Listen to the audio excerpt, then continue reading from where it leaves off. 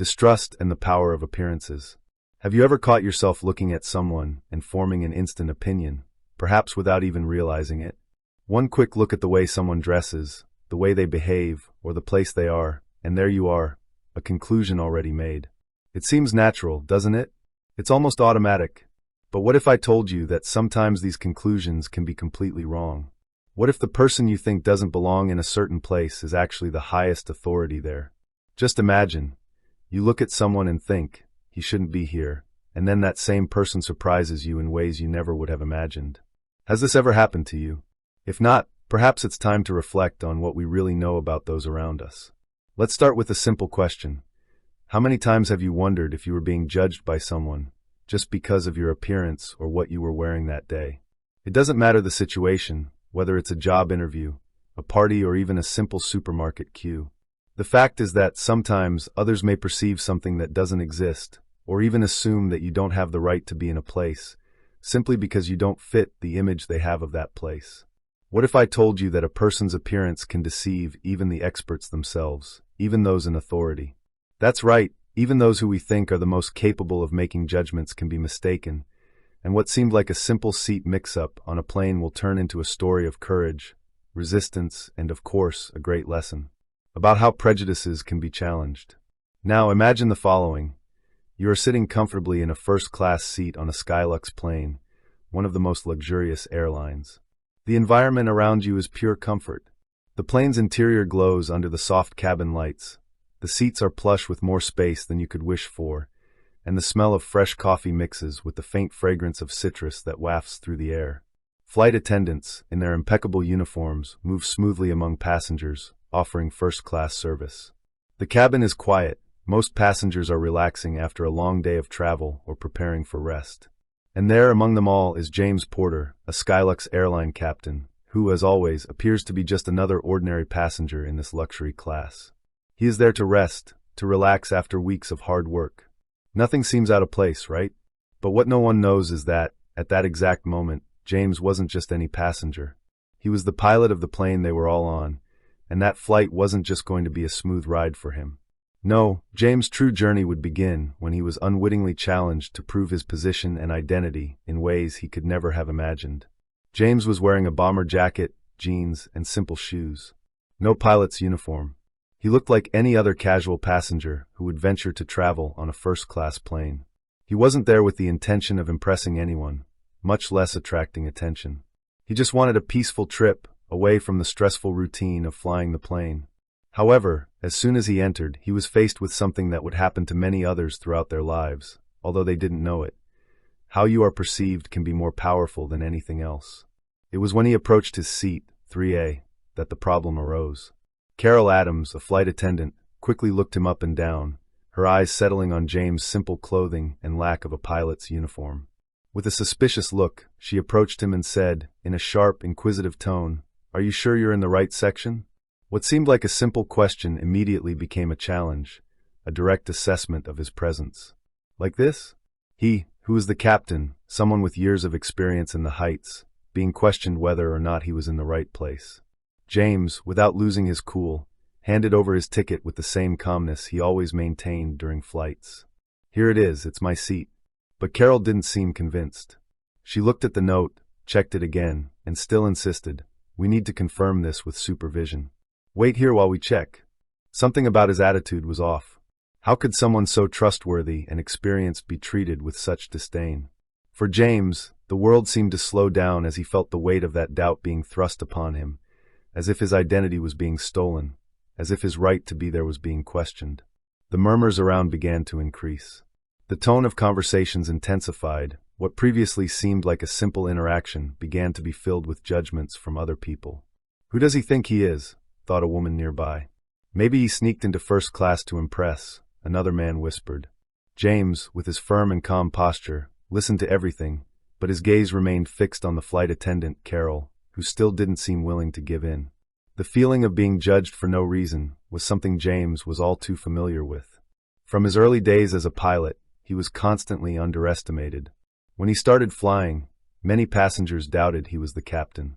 Sometimes they would ask to see him in the cockpit, hoping to find a pilot who fit the traditional mold they had in mind. They didn't see the man behind the uniform, the person who spent years preparing for that position. He was treated as if he didn't belong in his own post. These moments always bothered him, especially in the early years. But over time, he learned to use that kind of doubt as fuel. Each look of distrust turned into a motivation to be even better, more competent. But somehow, each of these situations still affected him. Maybe because he never expected to go through this again, especially at a time that was supposed to be restful. He just wanted to sit back, relax, and enjoy the trip.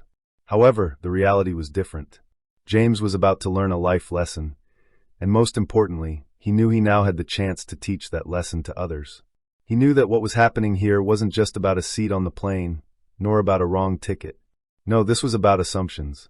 Assuming he wasn't a real, first-class passenger. Guessing that by his appearance he shouldn't be there. The fight he was about to face was not just against Carol, but against prejudice, against preconceived ideas, and against the judgment that so many people face in their everyday lives. And it's at that moment, on that plane, that James' true journey begins. How would he react to that? Would he remain silent, letting others take control of the situation? Or would he use his position and experience to challenge the way people see themselves and others? You won't want to miss what happens next. James' fight wasn't just about a ticket. She was about to transform into something much bigger. Self-determination and assertiveness, James's inner struggle. The moment James finds himself questioned in a situation that should be simple, he finds himself faced with a complex dilemma: react or give in. This is a central theme in many overcoming stories, where the main character must decide between allowing circumstances to define him or standing up and taking control of his own story. In this case, James, although calm and collected, is confronted by a profound question about self-determination and assertiveness. When the flight attendant, Carol, disrespectfully questions him, she not only challenges his authority as a pilot, but also puts him in a position where he must assert himself and reaffirm his right to be there. The question he faces is not just about proving that his ticket is legitimate, but also about recognizing and asserting his place in the world, a position he has earned through much effort and perseverance. This internal struggle is something that many people can relate to, because at some point in our lives, we have all been questioned or challenged to prove our worth. The nature of self-determination. Self-determination is the concept that concerns an individual's ability to make decisions and control their own life, regardless of external pressures or the opinions of others. James, at this point, it's not just a matter of respect for his position. He faces the need to assert his identity and the authority he has built throughout his career. When Carol insists on questioning him and still makes him wait to confirm her authenticity, James is forced to make a crucial decision: allow other people's assumptions to take over the situation or take control of his own narrative. This moment is crucial because it reflects the power of self-determination in a context of social pressure. In many everyday situations, self-determination is put to the test. A simple example would be someone who works in an environment where their ideas are constantly disregarded. This person could simply remain silent, accepting the view of others, or they could stand up and fight for their own voice, for their own truth. In James' case, he is faced with a similar choice. If he accepts that what others think about him is true, he will be missing the chance to be true to himself, to defend his story. James, with his experience and knowledge, could have simply kept quiet and accepted the situation. After all, in his heart of hearts, he knew that, as captain, his ticket was legitimate and he was absolutely right. However, what was at stake was not just the first-class seat, but something much deeper: the recognition of their identity. Assertiveness, in this case, is not just a matter of physical posture, but an internal need to assert yourself in the face of what threatens to erase your identity. Assertiveness, the power of action. However, assertiveness is not limited to a simple act of resistance or defense. It is a psychological skill that involves expressing your rights and needs clearly and respectfully, without being submissive or aggressive. James, in deciding to stand up and confront Carol, is not being aggressive.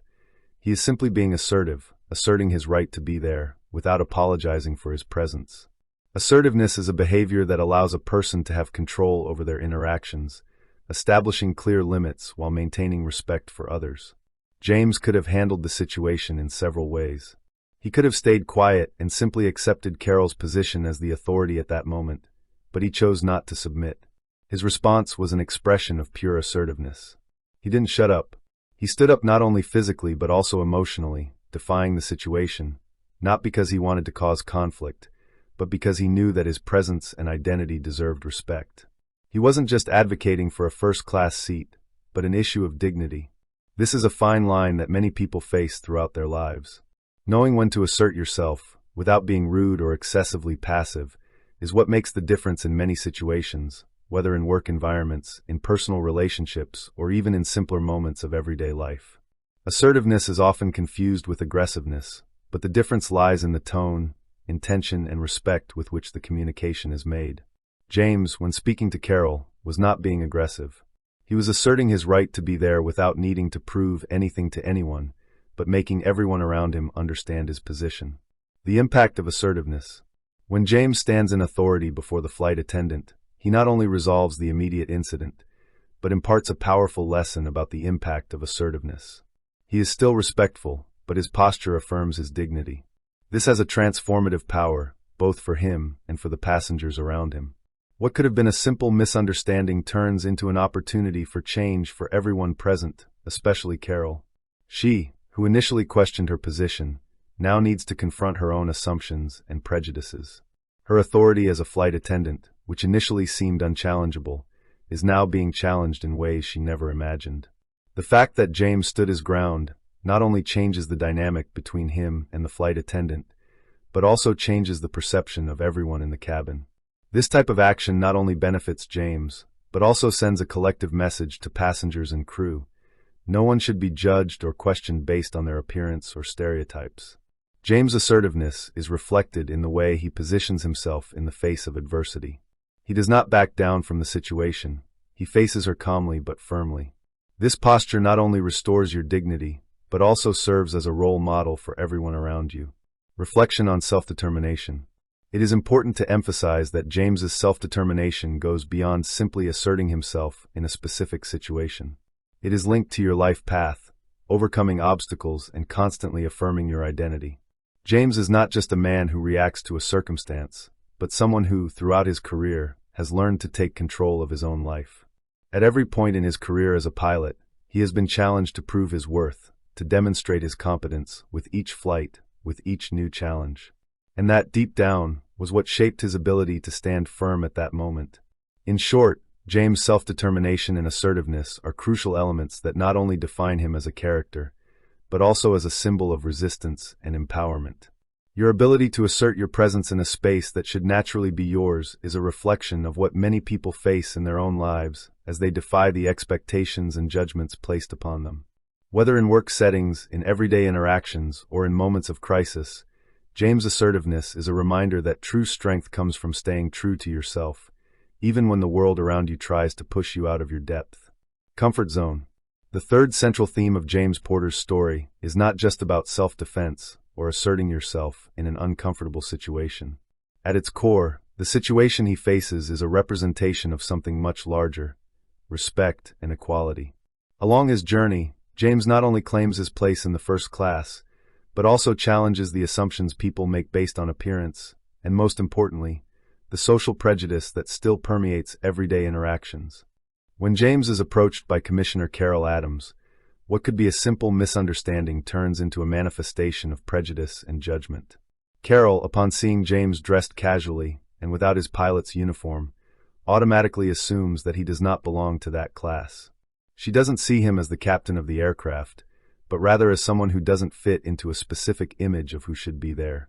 This prejudice, based solely on superficial perception, is something that many of us face every day, but often without even realizing it.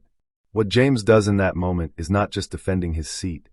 He is confronting a mindset that still perpetuates a limited and erroneous worldview, challenging invisible prejudices. Often, the most harmful biases are not overt or explicit. They arise from unquestioned assumptions, from snap judgments that have no basis in reality. And that's exactly what James faced in his interaction with Carol. From the moment she looked at him and questioned his presence, she wasn't just checking for a ticket error. She was judging his legitimacy to be in that space simply because he didn't look like her image of a first-class passenger. This type of mentality is common in many aspects of life. Have you ever stopped to think how many times someone has been treated differently because of their appearance, their clothes, their skin color, or even their name? What James faced on that flight is something that happens every day, everywhere. Prejudice is not just in the obvious looks and cruel words. Often, it is in the small, everyday actions, in the quick assumptions we make about others.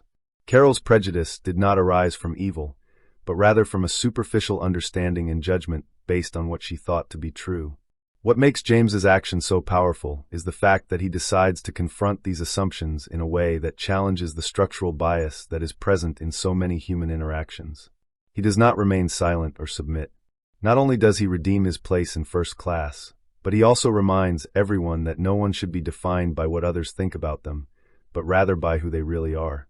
In doing so, he teaches a lesson about mutual respect and equality. Respect as the foundation of equality. Respect is often seen as something that must be earned, something that we must expect others to give us. But in reality, respect should not be conditioned.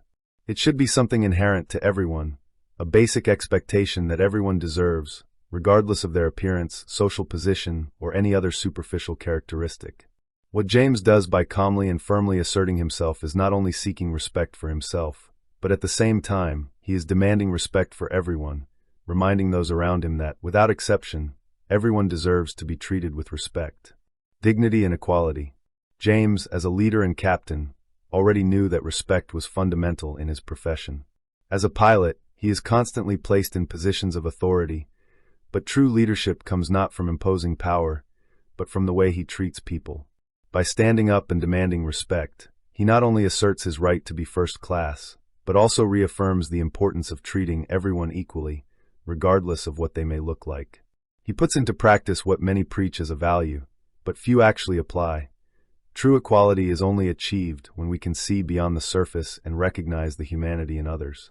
The moment where James confronts Carol and confronts her about her assumptions isn't just a confrontation between a passenger and a flight attendant. It is a metaphor for all the times when someone is treated as inferior, as if they did not have the right to occupy a space that, in fact, belongs to them as much as it does to others. James becomes a symbol of resistance against these invisible prejudices and a figure of leadership for those who were there, watching. James' lesson for everyone. The message James conveys in that moment is not just about him, but is collective. When he speaks to passengers, saying that respect shouldn't depend on who you think someone is, but on who they really are, he puts everyone around him on pause. He challenges them to look at people not based on the assumptions they make about them, but based on the intrinsic human value that everyone possesses. He wants everyone to see that, like him, others also face the same judgments and discrimination, and that, to change this scenario, a change of mentality is necessary in each of us. The impact that James generates on that flight is a break with a mentality that still sees some people as more worthy of certain spaces. By asserting himself, he not only regains his place, but also teaches others to rethink how they perceive others, to break with assumptions and see the value of the human being behind any label. When Carol apologizes and the passengers begin to applaud, what is happening is not just a recognition of James as a pilot, but a movement towards equality and mutual respect. The simple gesture of asserting yourself in space and speaking the truth has the power to transform a situation full of prejudice into an opportunity for everyone to learn, reflect, and change. James's message, in the end, is not just a lesson in respect for him, but a lesson in how we should treat others, how we should question our own assumptions and learn to look at others with more empathy and dignity. By challenging Carol's assumptions, James not only claims his place in the first series, but also challenges the mindset that limits human interactions, where appearance and stereotypes often dictate who should occupy certain spaces. Through this gesture, he conveys a powerful message about respect, equality, and the need to break down barriers of prejudice. His example is a lesson that, more than just being heard, must be put into practice in order to create a more fair and equal society for everyone. In the end, James Porter's story shows us that respect and dignity should not be conditioned on appearance, social status, or any type of assumption. By asserting himself, he not only claims his right to be where he belongs, but also challenges us to reflect on how we look at others and the judgments we make, often without realizing it. James did not remain silent in the face of prejudice. He stood up and, with his firm and calm posture, taught everyone around him that true strength lies in staying true to who we are, regardless of external expectations. He didn't need to prove anything to anyone, just reaffirm the respect that everyone deserves, in a simple and direct way. Their action was not just a personal victory, but a collective lesson about humanity, equality, and the importance of challenging the assumptions that limit our view of the world. So the next time you are faced with a snap judgment or a stereotype, remember James. Ask yourself, how can you react? And most importantly, how you can be part of the change we all need, so that respect and equality are given to everyone, without exceptions. True courage comes from being who we are, without fear of challenging what the world expects of us.